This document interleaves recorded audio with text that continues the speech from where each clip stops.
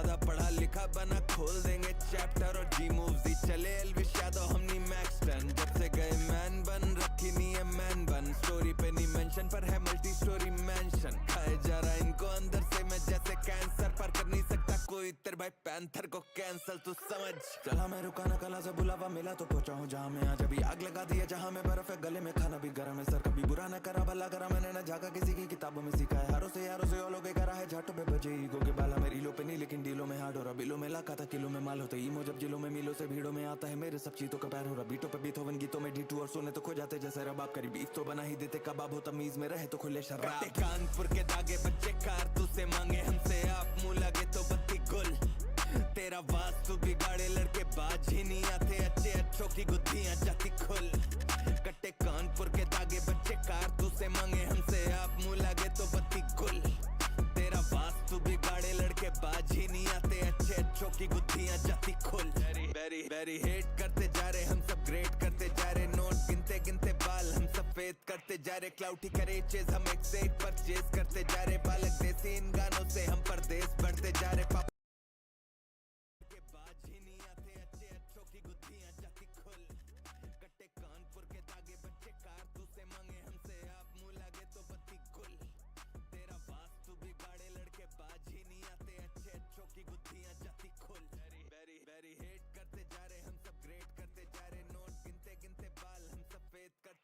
क्लाउटी करे चेज हम एक से एक परचेज करते जा रहे बालक देसी इन गानों से हम परदेश बढ़ते जा रहे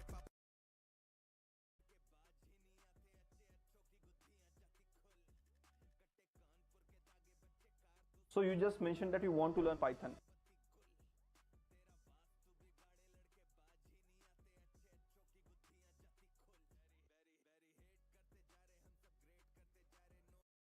"20 different hands-on projects to help you learn." You can find the entire list in the description of this video. Our final project will be a weather app that fetches real-time weather data from an API.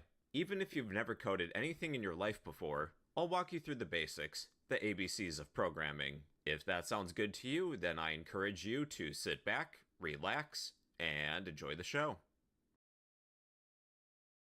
This course doesn't cost you anything, but if you would like to help me out, you can help increase its reach by hitting the like button, leave a random comment down below, and subscribe if you'd like to be a fellow bro.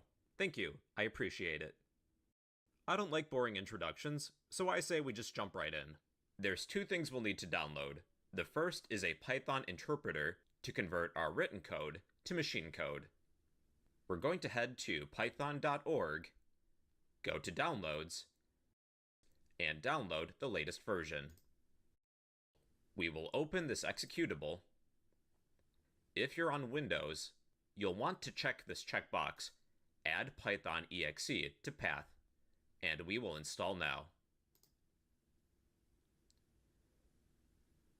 The setup was successful, and that's all you need to do to download the Python interpreter.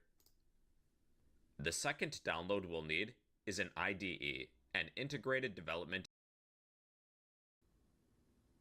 Okay, this will print something to the console window. Within our main Python file, we're going to write a print statement. So type print, add a set of parentheses. Between the set of parentheses, we will add a set of double quotes to print something, or single quotes, either one. My own preference is double quotes. Normally in a programming tutorial, the instructor would tell you to print something such as "Hello World," but we like to be different here. Instead, think of your favorite food. In this case, I like pizza. I will print, "I like pizza." To run our Python program, we will click the screen arrow to run our main Python file.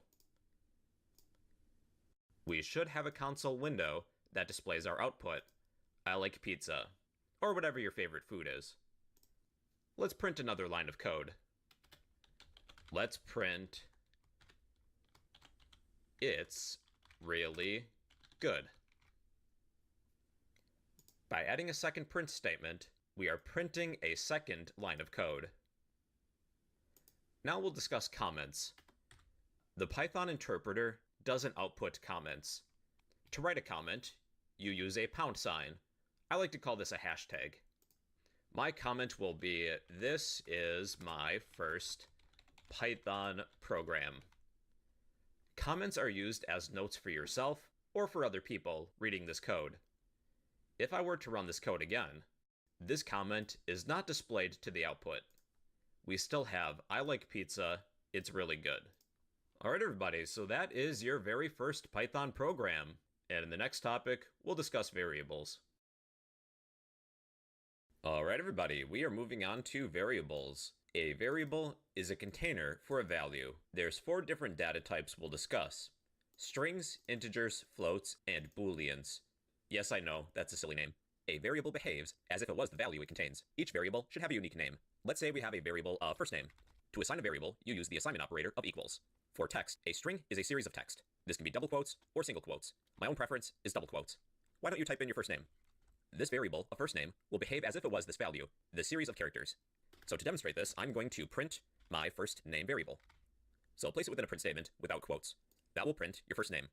Now you don't want this within quotes, because then you're literally printing the word first name. You could use your variable along with some text by using what is called an F string. That's the easiest way to display a variable. So you type F, then a side quotes. The F means format. So let's say the word hello, then we will add our variable. We will insert our variable into this text when using an F string. To do that, you need a set of curly braces, then insert your variable. So the result is hello, whatever your first name is. In my case, bro. Let's create another variable. Let's say we have a variable of food. Food equals, think of your favorite food. For me, I will type pizza. Let's print the following. You like, add a placeholder. Again, I'm using an F string. Our variable of food. Hello, bro, you like pizza. Let's create an email. Use your own email or make up one. Let's say my email is bro123@fake.com. Then let's print our email. Your email is, add a placeholder, display our email variable. Your email is bro123@fake.com. So these are strings. I'm going to add a comment that these are strings. A string is a series of characters. They can include numbers, but we treat them as characters. Now we have integers. An integer is a whole number. An example of this could be somebody's age. How old are they? According to my YouTube statistics, many of you are between the ages of 18 through 24. Let's say that I'm 25. Let me zoom in a little. Your integer should not be within quotes, because it would be a string then, technically. If I would like to work with this variable, again, I'll use an F string. Let's say you are, add a placeholder, display our age variable, years old. You are 25 years old. Another example of an integer could be a quantity. You are buying a certain amount of something. Maybe I'm buying 3 items. I wouldn't have half an item. This would be a float, technically, rather than an integer. We are buying 3 of something. So let's print the following. You are buying, add a placeholder, display our quantity, items. You are 25 years old. You are buying 3 items. Another example of an integer could be an amount of people. Let's say num of students, like a classroom. There are 30 students in our class. Then we will print, your class has, add a placeholder, students. We will display the number of students, num of students. Your class has 30 students. Those are integers, they're whole numbers. And again, make sure they're not within quotes, because then technically they would be a string. Integers we can use in arithmetic expressions. If they were strings, we couldn't. Here's how developers at Perplexity and NVIDIA are prompting AI 10 times faster. You're prompting Cursor over 100 times a day, but typing detailed content. Then we have floats. Float means floating point number. A float is a number, but it contains a decimal portion. An example would be a price. What is the price of something? $10.99. Let's print our price. Print, I'll use an F string. The price is, add placeholder, display our price. The price is $10.99. Let's precede our placeholder with a unit of currency. I'll pick American dollars, but feel free to pick something else. The price is $10.99. So floats contain a decimal portion. What about a grade point average, GPA? Let's say my GPA is 3.2. Then I will print, your GPA is, display our GPA. Your GPA is 3.2. What about a distance? A distance can contain a decimal portion. 5.5 kilometers, maybe. Then I will print, you ran, add a placeholder, display our distance, then I'll add km for kilometers. Or you could add mi for miles, but I'll stick with kilometers. You ran 5.5 kilometers. Okay, then we have booleans. A boolean is either true or false. Let's say we're a student. Is student equals. If we are a student, we could say that this is true. True starts with a capital T. If we weren't a student, let's say we graduate, we could say that this is false. Again, the first letter is capital. Booleans only have 2 options, true or false. So let's say that I am a student. Then I will print, are you a student? Then we will display our Boolean value of is student. Are you a student? That is true. With Boolean values, we really don't output them directly. you're more likely to see them used internally within a program, such as when working with if statements. This is a topic we'll discuss in the future, so don't worry. You may see if is student. If this variable is true, then we will print the following. Now, we don't need to use an F string. We're not going to insert any variables. You are a student. If this were false, we can add an else clause, where we will print you are not a student. Our variable of is student is true. We will print the if statement. You are a student. If this were false, we will print whatever's within else. You are not a student. Let's think of a few more examples. Is something for sale, like a car or a product of some sort? Let's say that is true. I'll write another if statement. If for sale, if this variable contains true, we will do the following. Let's print that item is for sale. Else, if it's false, we will print something else. That item is not available. For sale is set to true. This variable is true. We will print that item is for sale. Else, if it were false, we print that item is not available. One more example. Let's say we have a Boolean variable of is online. Is somebody online? I will set that to true. If is online, if that's true, we will print you are online. Else, we will print you are offline. Is online is set to true. We will print you are online. Else, if it were false, we print you're offline. All right, everybody, so those are variables. A variable is a reusable container for a value. There's 4 basic offline.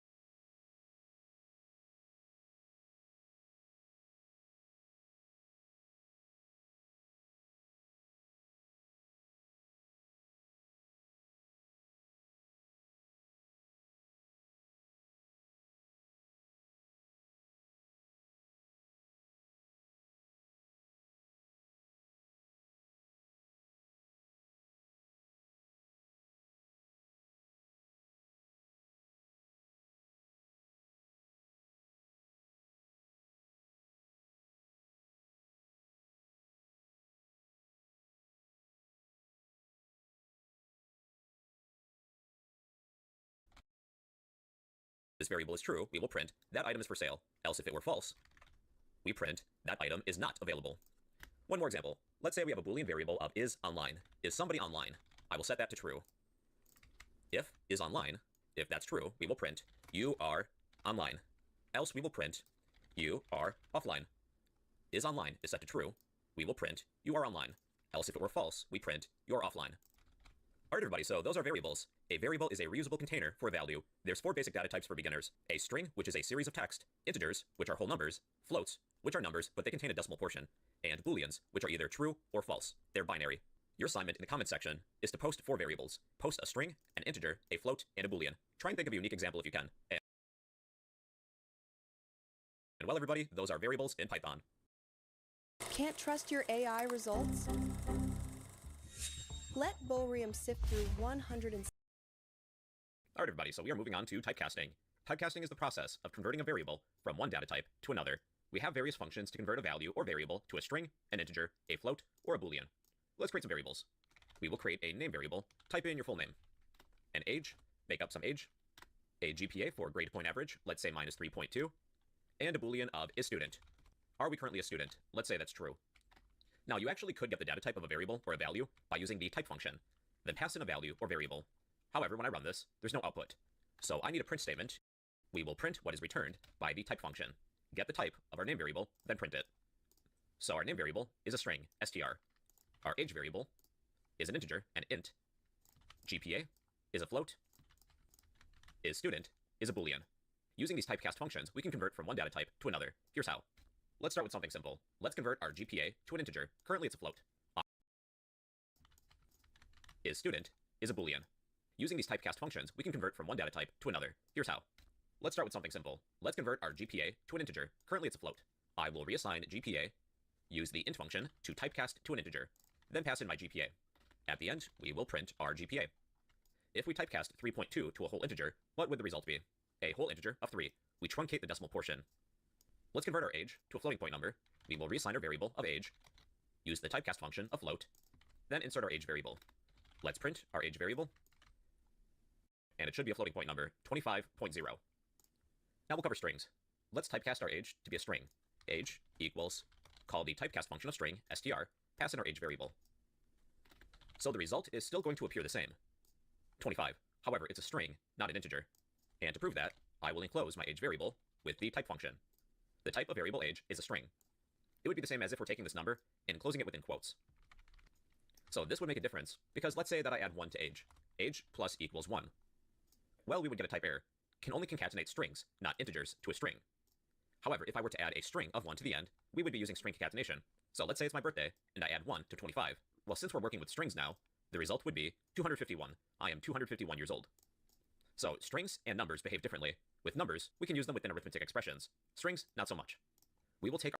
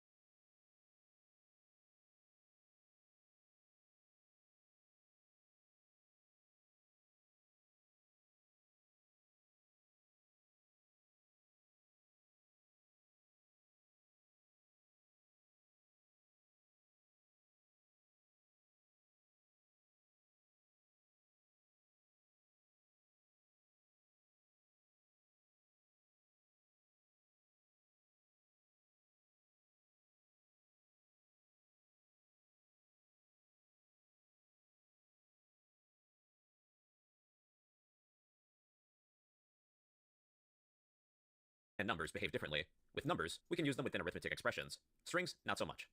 We will take our name variable and typecast it to a boolean. Name equals, call the typecast function of bool, pass in our name variable. This has an interesting result, so I'm going to print name.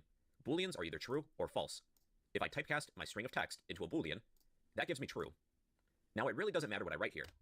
If I were to change my name to a single character such as B, this would still be true. If our string variable was empty, there were no characters within it, that would actually give us false. We could use this to check to see if somebody enters in their name or not. If somebody types in their name, then we typecast it to a boolean. If somebody skips entering in their name, that would return false. We could reprompt the user to enter in their name again. Alright everybody, so that is typecasting. It is the process of converting a variable from one data type to another. This is especially useful with handling user input, because user input is always a string. There may be at times where we want to convert it to an integer, a float, or a boolean. And well everybody, that is typecasting in Python. Spotlight shine bright all on me. Got the internet turning like, who is she?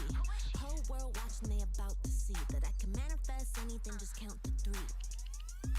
Spotlight shine bright all on me. Yeah, it's all on me.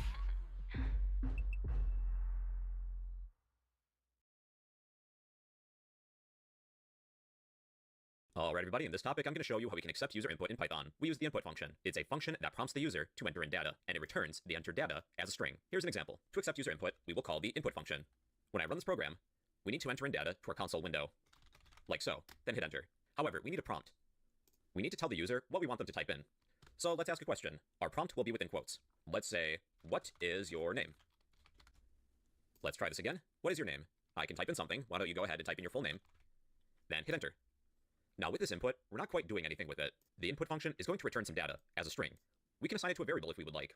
Let's create a variable of name. Name equals our user input. Then once we have our name, let's print a message. I'll use an F string. We will print hello, add a placeholder, then insert our name variable within that placeholder. Let's try this. What is your name? Type in your name, hit enter, hello, whatever your name is. Let's try a different name. I will pick SpongeBob. Many people are familiar with SpongeBob. Hello, SpongeBob. This time, we will ask a user how old they are. Let's assign a variable of age equals accept some user input. We need a prompt within quotes. How old are you? Once we have our age variable, let's print, I'll use an F string, you are, add a placeholder, our variable age, years old. What is your name? Type in your name. How old are you? Let's say that I'm 25. Hello, whatever your name is, you are, whatever your age is, years old. Alright, so let's say that it's our birthday. Before we print our age variable, let's say, happy birthday. Since I'm not inserting any variables within this print statement, this doesn't need to be an F string. You'll want to use an F string if you want to insert variables. Before we display the user's age, let's take the user's age and increase it by 1. We could say age equals age plus 1. But there's one problem with this. Type in a name. How old are you? Type in an age. And we have a problem. We have a type error. Can only concatenate strings, not integers, to strings. When we accept user input, we store that input as a string. Before we increment our age by 1, we'll need to convert it to an integer. We can't normally use strings within arithmetic expressions, but we can do that with integers and floats though. After we accept some user input for our age variable, we could take our age variable and typecast it as an integer, which we talked about in the previous lesson. So let's say age equals our age after we typecast it, then increment it by 1. So type in your name, type in an age, and we get this message. Hello, your name, happy birthday, you are, whatever your age is, years old. So strings we can't normally use with arithmetic expressions. We would have to typecast it to an integer or a float.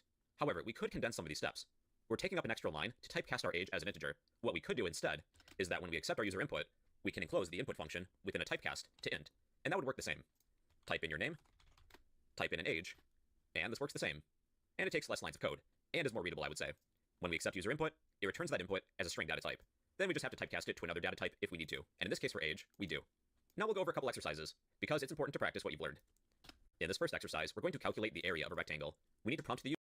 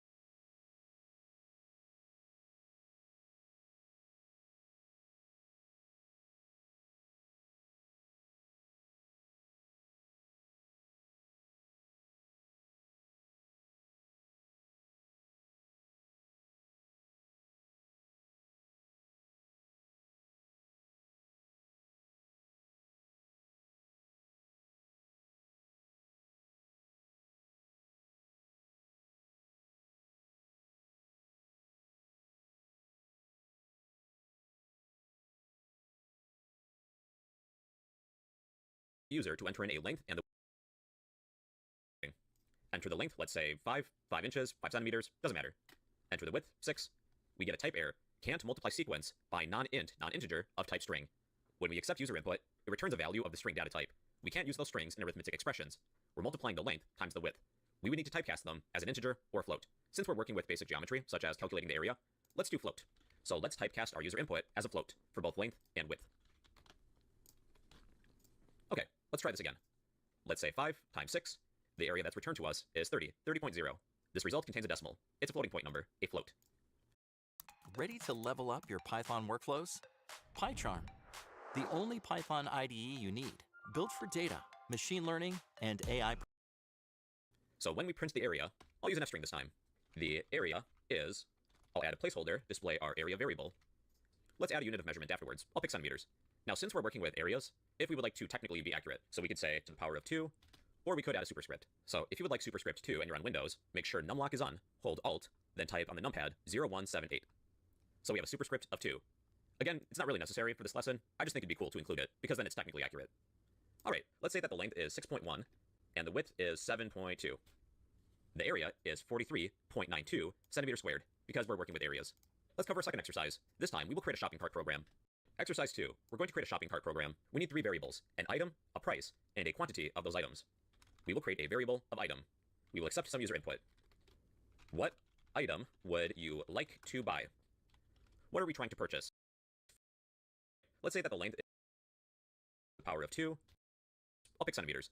Now, since we're working with areas, if we would like to technically be accurate, so we could say to the power of 2, or we could add a superscript. So if you would like superscript 2 and you're on Windows, make sure numlock is on, hold Alt, then type on the numpad 0178. So we have a superscript of 2. Again, it's not really necessary for this lesson. I just think it'd be cool to include it, because then it's technically accurate. All right, let's say that the length is 6.1, and the width is 7.2. The area is 43.92 centimeters squared, because we're working with areas. If you would like superscript 2 and you're on Windows, make sure numlock is on, hold Alt,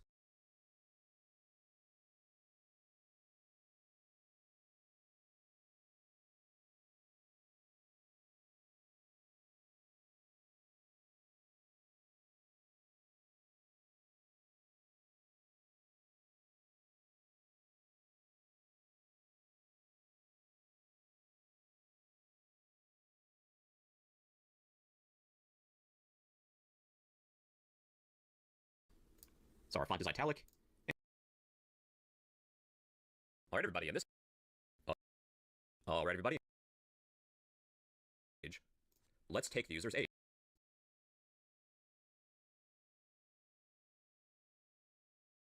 And this works the same. And it takes less lines of code, and is more readable, I would say. When we accept user input, it returns that input as a string data type. Then we just have to typecast it to another data type if we need to. And in this case for age, we do. Now we'll go over a couple exercises, because it's important to practice what you've learned. In this first exercise, we're going to calculate the area of a rectangle. We need to prompt the user to enter in a length and the width of a rectangle. So we will create a variable of length. We will accept some user input using the input function. Times width. That is the area. Data type. We can't use those strings in arithmetic expressions. We're multiplying the length times the width. We would need to typecast them as an integer or float. Since we're working with basic geometry, such as calculating the area, let's do float. So let's typecast our user input as a float for both length and width. Okay, let's try this again. Let's say 5 times 6. The area that's returned to us is 30.0. This result contains a decimal. It's a floating point number, a float. So when we print the area, I'll use an f-string this time. The area is, I'll add a placeholder, display our area variable. Let's add a unit of measurement afterwards. I'll pick centimeters. Now, since we're working with areas, if we would like to technically be accurate, so we could say to the power of 2, or we could add a superscript. So if you would like superscript 2 and you're on Windows, make sure numlock is on, hold Alt, then type on the numpad 0178. So we have a superscript of 2. Again, it's not really necessary for this lesson. I just think it'd be cool to include it, because then it's technically accurate. All right, let's say that the length is 6.1, and the width is 7.2. The area is 43.92 centimeters squared, because we're working with areas. Let's cover a second exercise. This time, we will create a shopping cart program. Exercise 2, we're going to create a shopping cart program. We need 3 variables, an item, a price, and a quantity of those items. We will create a variable of item. We will accept some user input. What item would you like to buy? What are we trying to purchase? We'll keep the data type of the user input as a string. Then we need a price. What is the price of each item we're buying? Use the input function. What is the price? A price should be a floating point number. For example, we might have dollars and cents. We need a decimal. So let's typecast our input as a float, then a quantity. We will accept some user input. Our prompt will be, how many would you like? Quantities, they should be whole numbers. Let's typecast our input as an integer. Then we will have a total. What's the total that we have to pay? So let's take the price of each item, use an asterisk for multiply, our quantity. Then let's do a test run. Let's print our total. What item would you like to buy? Let's say a pizza. What is the price? $10.99. How many would you like? I would like 5 pizzas. And our total is 54.95. Let's say that before we display the total, let's print the following. I'll use an F string. You have bought, insert a placeholder, display our quantity, X, item, or items, I'll add /s. Then we will print, I'll use an F string again, your total is, display our total. What item would you like to buy? I would like to buy a pizza. What is the price? $10.99. How many would you like? I would like 9 pizzas. They're all for me. I'm going to eat all of them. You have bought 9x pizzas. Your total is 98.91. Let's add a unit of currency before this. Pick a unit of currency before displaying the total. I'll pick American dollars. I would like to buy pizza. What is the price? $9.99. How many would you like? I would like a dozen pizzas. 12. You have bought 12x pizzas. Your total is $119.88. Alright everybody, that is how to accept user input in Python.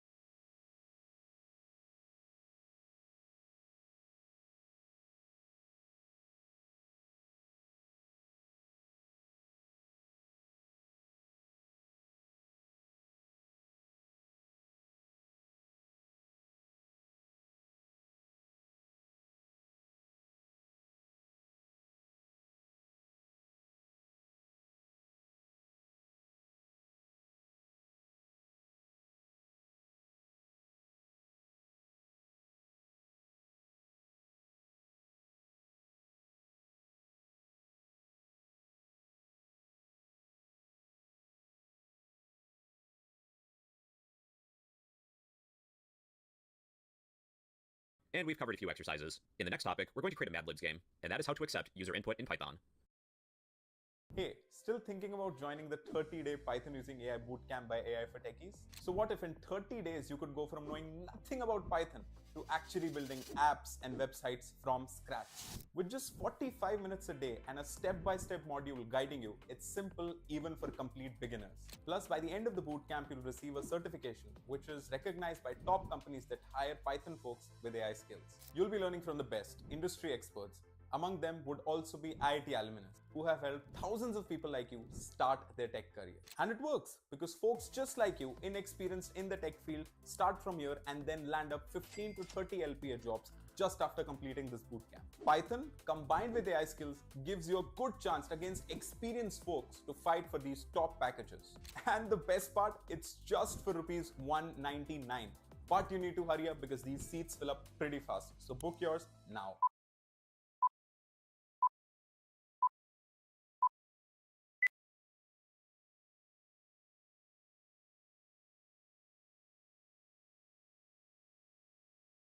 Make a move with Hostinger's sale. Bring your idea to life with Hostinger Horizons AI. You just need to describe it. Sign up for a 1-year plan and get up to 2 months for free. Create powerful websites and apps without writing a single line of code and go live with 1 click. Now for less than a half of a streaming subscription. Try for 30 days without risk. Join more than 40 lakh people going online with Hostinger. Turn one day into day one with AI website and app creation. Go for it with Hostinger.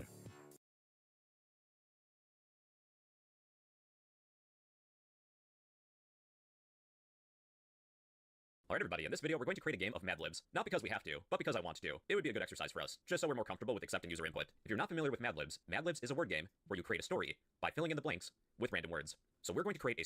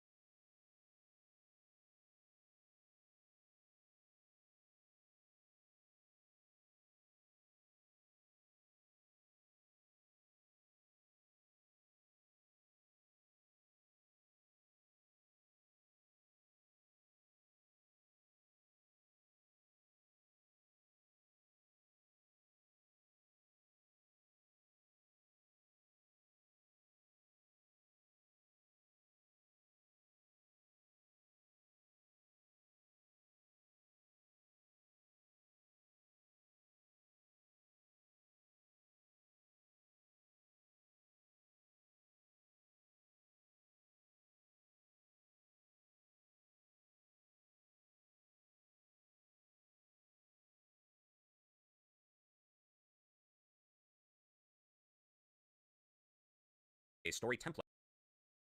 Alright everybody, that is how to accept user input in Python, and we've covered a few exercises. In the next topic, we're going to create a Mad Libs game, and that is how to accept user input in Python. Alright everybody, in this video we're going to create a game of Mad Libs, not because we have to, but because I want to. It would be a good exercise for us, just so we're more comfortable with accepting user input. If you're not familiar with Mad Libs is a word game where you create a story by filling in the blanks with random words. So we're going to create a story template. The story is going to be missing some components. We will fill in those components with random words that we type in. Here's a story that I've written myself. Print, use an F string. Today I went to a, insert a placeholder, zoo. For our placeholder, we'll insert an adjective. We'll insert a variable named adjective. Adjective 1. You're gonna get an English lesson today too. An adjective is a description of something. So for our zoo, adjective 1 could be expensive, large, dirty. An adjective describes something. We'll fill this in when we accept user input. For our second print statement, let's print the following.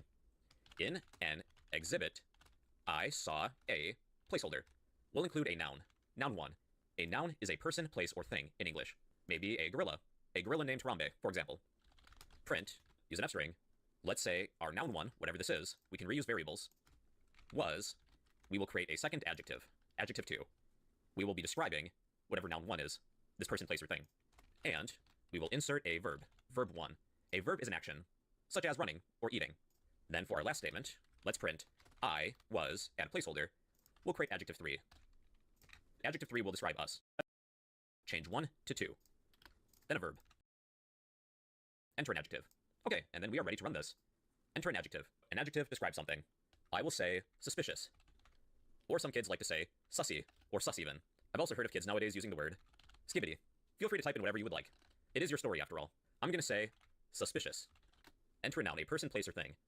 I like to poke fun at Mark Zuckerberg, so I'm gonna say my person is Mark Zuckerberg. Enter an adjective. That is a description. Angry. Enter a verb ending with ing, so it's current tense. Screeching. Enter an adjective. Happy. Here's my story. Today I went to a suspicious zoo. In an exhibit, I saw a Mark Zuckerberg. Mark Zuckerberg was angry and screeching. I was happy. That's our game of Mad Libs. It's a word game where you create a story by filling in the blanks with random words. Also, post the output of your Mad Libs game in the comment section down below because I really want to read them. I want to see what you guys came up with. And well everybody, that is a Mad Libs game using Python. Siri's dictation was driving me crazy, so I switched to Whisperflow. Here's why I'll never go back. First off, Hey everybody, in this video I'm going to show you all of the different math that we'll need throughout the rest of the series. I have a lot to cover, and I'll split this video into different sections. We'll cover some basic arithmetic operators, built-in math functions, a few functions from the math module, and then a few exercises. Be sure to look at the timestamps if you would like to skip ahead to another section. Let's begin with some really easy stuff. We're going to cover some basic arithmetic operators. Let's say we have a variable, friends. Currently you have 0 friends. If you need to increment a variable by 1, you could say friends, the name of the variable, equals the name of the variable again, plus 1. So the plus sign is the addition operator, and I think we do have a little bit of experience with that already. So if I were to print my variable friends, guess what? You now have 1 friend. We could also shorten this line of code. You could say friends plus equals 1. That would do the same thing. This is known as an augmented assignment operator.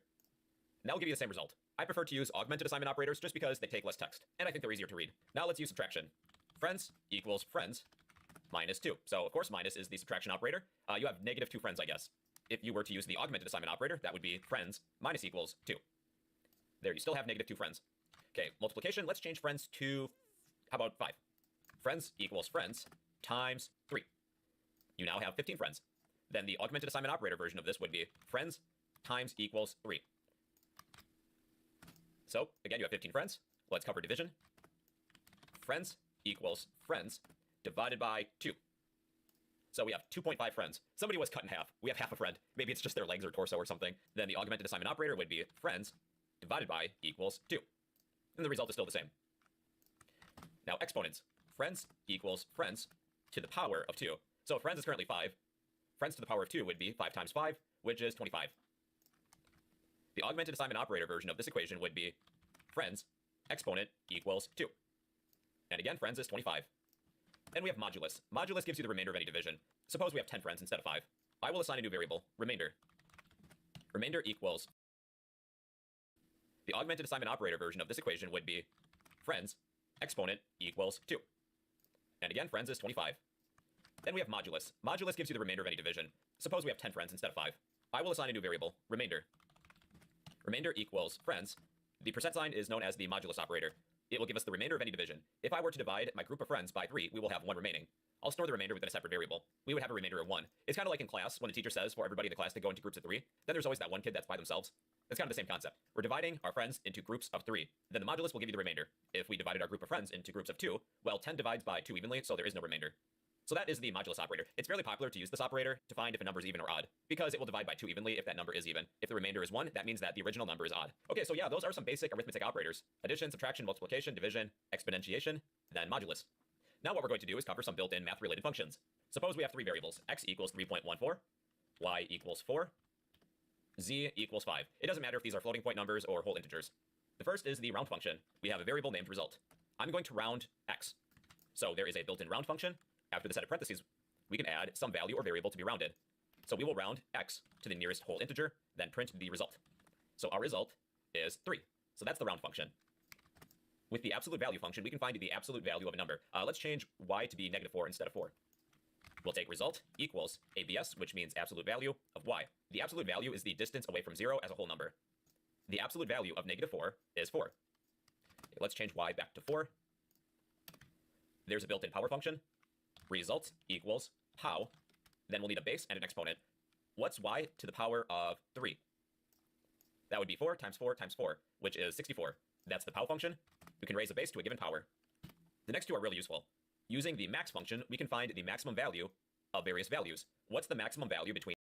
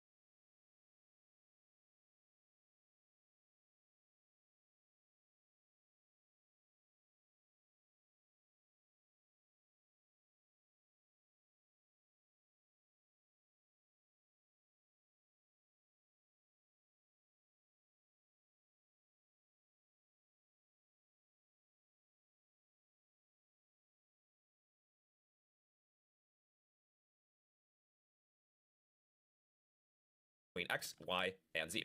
Then I'll just need to store this value. Result equals the max between x, y, and z. Well, the maximum value is 5. Otherwise, there's min. What's the minimum value between x, y, and z?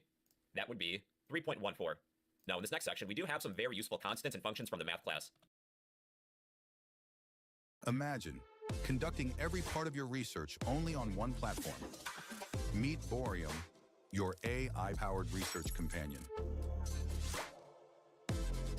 With 170 million papers, 140,000 journals, and millions of patents, Boreum gives you instant summaries, deep insights, and traceable references. From literature discovery to knowledge management,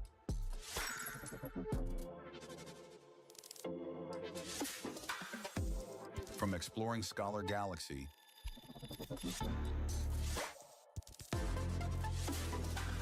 to tracing their academic. But we'll need to import the math module.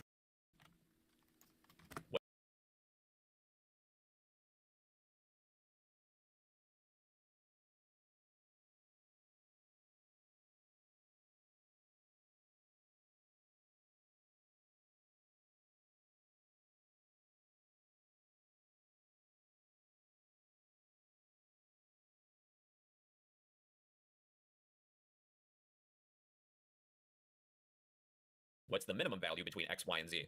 That would be 3.14. Now, in this next section, we do have some very useful constants and functions from the math class, but we'll need to import the math module at the top of our text editor. So import math. If you need the value of pi, you'll type the name of the math module, .pi. And I'm just going to print this. Print math.pi. The value of pi is 3.14159 and a bunch of digits that come after. If you're working with physics, I do know that people use the constant e a lot. We won't be using e in this video series, but if you ever need access to it, just type math.e. And that will give you e, which is 2.71 something something something. I believe e is known as the exponential constant. If you need the square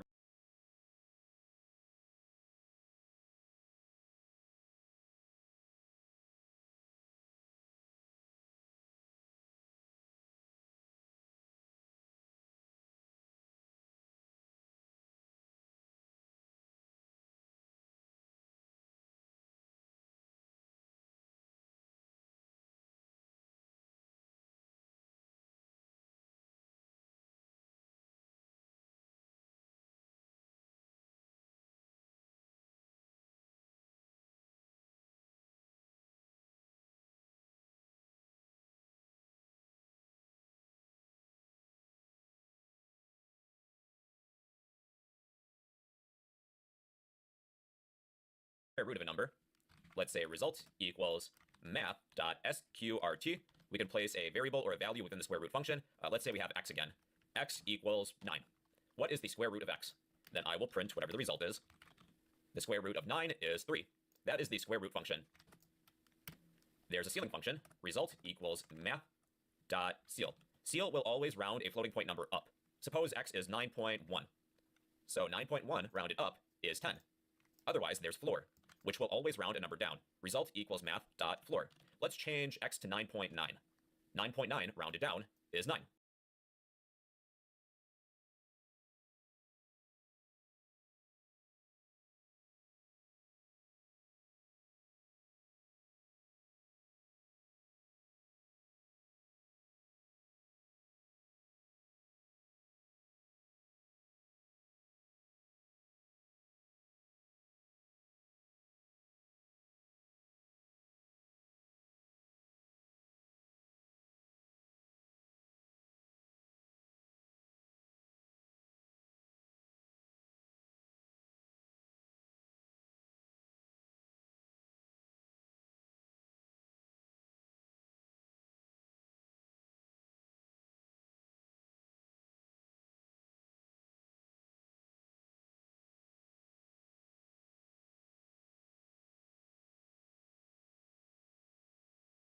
Those are some useful math functions. Let's go over some exercises. Okay, this first exercise, we are going to calculate the circumference of a circle. There's a ceiling function. Result equals math.ceil. Ceil will always round a floating point number up. Suppose x is 9.1. So 9.1 rounded up is 10. Otherwise, there's floor, which will always round a number down. Result equals math.floor. Let's change x to 9.9. 9.9 rounded down is 9. Those are some useful math functions. Let's go over some exercises. Okay, this first exercise, we are going to calculate the circumference of a circle. We'll need the help of the math module, because there's some good functions in there. To calculate the circumference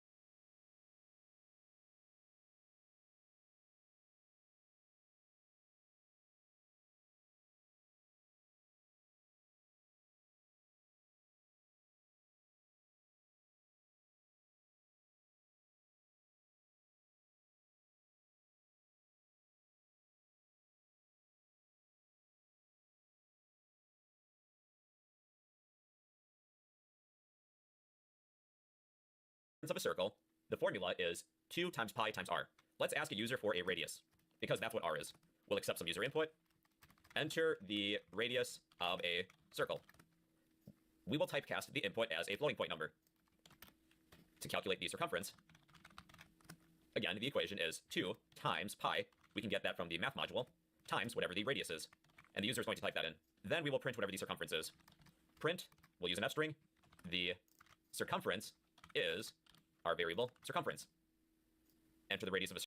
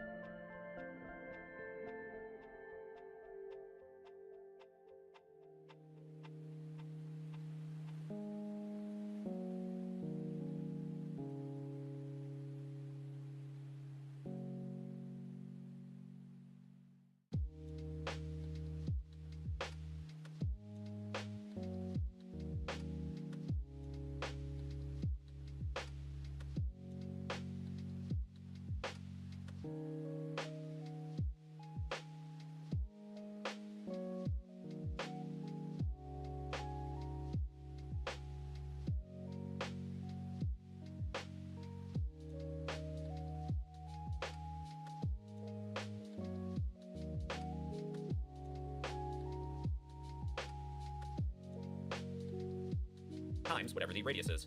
And the user is going to type that in. Then we will print whatever the circumference is. Print, we'll use an F string. The circumference is our variable circumference. Enter the radius of a circle. I'll enter 10, actually 10.5. The circumference is 65.97. If you want to round and truncate some of these numbers, we can use the round function, round circumference, then round to a given decimal place. I'll round to 2 digits. Again, 10.5 rounded is 65.97. You could add a unit of measurement too, let's say centimeters. 10.5 is 65.97 centimeters. All right, that is the first exercise. For this next exercise, let's calculate the area of a circle. We'll import the math module. We'll ask for a radius, much like before. Radius equals input. Enter the radius of a circle. We'll cast our input as a floating point number. The equation for the area of a circle is pi times radius squared. We could easily use the built-in power function to raise our radius to the power of 2. Then we will display the area. Print, I'm using an F string. The area of the circle is our area to some unit of measurement, let's say centimeters, squared. Enter the radius of a circle, 10.5. The area of the circle is 346.36, but I would like to round this number to 2 decimal places. I'll use that round function.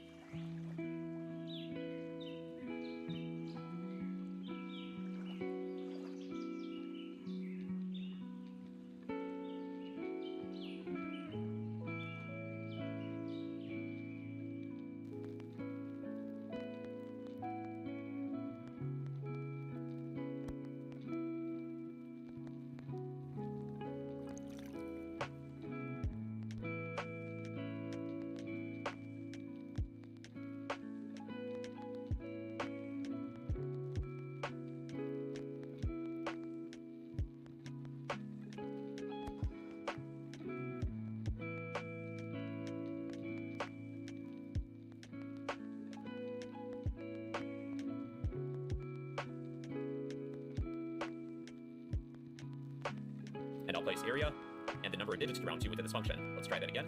10.5. The area of the circle is 346.36 centimeters squared. That is the second exercise. For this last program, we're going to find the hypotenuse of a right triangle. The formula to calculate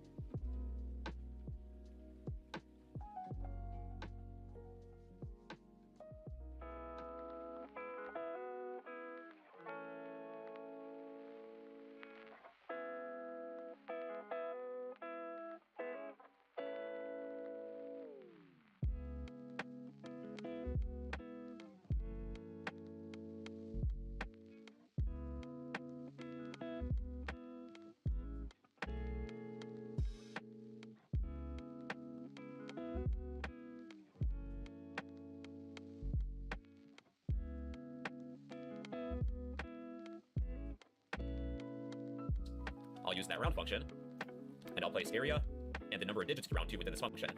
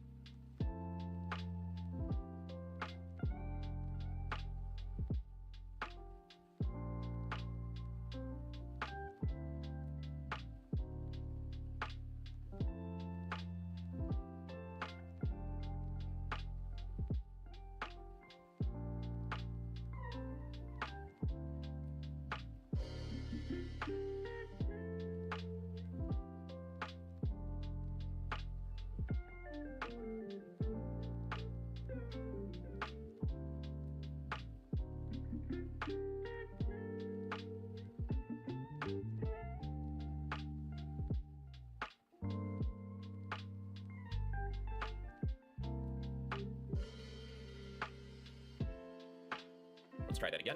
10.5. The area of the circle is 346. B equal. Let's print, using an F string, side C equals whatever C is. So enter side A, 3, side B will be 4, side C is 5.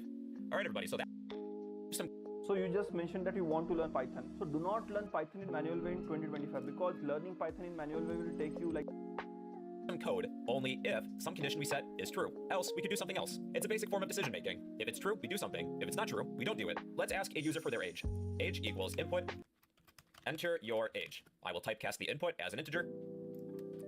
Depending on what the user's age is, we can do one of a few things. Let's pretend that the user would like to sign up for a credit card, but in order to do so, their age needs to be greater than or equal to 18. Well, we can check that. To use an if statement, type if, then some condition. What would we like to check? Let's check to see if the user's age is greater than or equal to 18. Then add a colon, then hit enter. Any code underneath the if statement should be indented. Make sure to pay attention to that because that's easy to miss. If the user's age is greater than or equal to 18, let's print, you are now signed up. If I were to run this code, I'll type in my age, I'll type 21, hit enter. This statement is true, therefore we will execute any code found within the if statement. You are now signed up. What if this condition was not true? Let's say my age is 13. Well, nothing happens. If the condition we check is instead false, we skip over this code. If you need to take a different course of action, you could add an else statement. If this is true, do this. Else, we can do something else. Let's print a different message. You must be 18 plus to sign up. I'll type in my age again. I'll say that I'm 13, hit enter. You must be 18 plus to sign up. That's basically an if statement. Do some code only if some condition is true. Else, you can do something else entirely. It's a basic form of decision making. The else statement is kind of like a last resort. We can check more than one condition before reaching the else statement. We can add an else if statement, which we just shorten to ELIF, meaning else if. Else if, let's check if age is less than 0. Then we'll print a different message. You haven't been born yet. Now, if I run this code, I'll say that my age is -1. This condition is false. We skipped this code. This condition is true. Therefore, we will execute this code. And we skip the else statement. You haven't been born yet. Let's add another else if statement. You can add as many else if statements as age is less than 0. Then we'll print a different message. You haven't been born yet. Now, if I run this code, I'll say that my age is -1. This condition is false. We skipped this code. This condition is true. Therefore, we will execute this code. And we skip the else statement. You haven't been born yet. Let's add another else if statement. You can add as many else if statements as you want. Let's check to see if somebody's age is greater than or equal to 100. We'll print a different message. Let's print, you are too old to sign up. If I were to say my age is 111 years old, well, it states you are now signed up. The reason that we didn't reach this part of our else if statement, that's because this condition is still technically true. You do need to pay attention to your order of if and else if statements. If I want to be sure that nobody over 100 is signing up, I should probably move this to the beginning. If age is greater than or equal to 100, then else if age is greater than or equal to 18, we'll do something else. Enter your age, I am 111 years old. You are too old to sign up. So those are if statements. If some condition is true, do something. Else if, you can check something else. If no above conditions are true, you can do something else entirely. It's kind of like the default. Here's another example. We'll ask a user if they would like some food. Response equals input. Would you like food? We'll have the user type in Y for yes or N for no. If our response. Now, to check to see if two values are equal, you would use double equals. If the response is equal to Y, then we will print have some food. The doubles equal sign is the comparison operator. It will check to see if two values are equal. You don't want one equals because that's the assignment operator. Python, in this case, thinks we're attempting to assign the character Y to response. So for comparisons, use double equals. Else, we can print no food for you. So would you like food? I'll type Y, have some food. Let's try it again. I'll type no, and for no, no food for you. Here's a third example. We'll have a user type in their name. Name equals input. Enter your name. If our name is equal to an empty string, that means they didn't type in anything. So let's yell at the user. You did not type in your name. Else, we will print, using an F string, hello, whatever the name is. Enter your name. I'm just going to hit enter. You did not type in your name. Let's run this again. I'll type in my name. And we have executed the else statement this time. Hello, bro.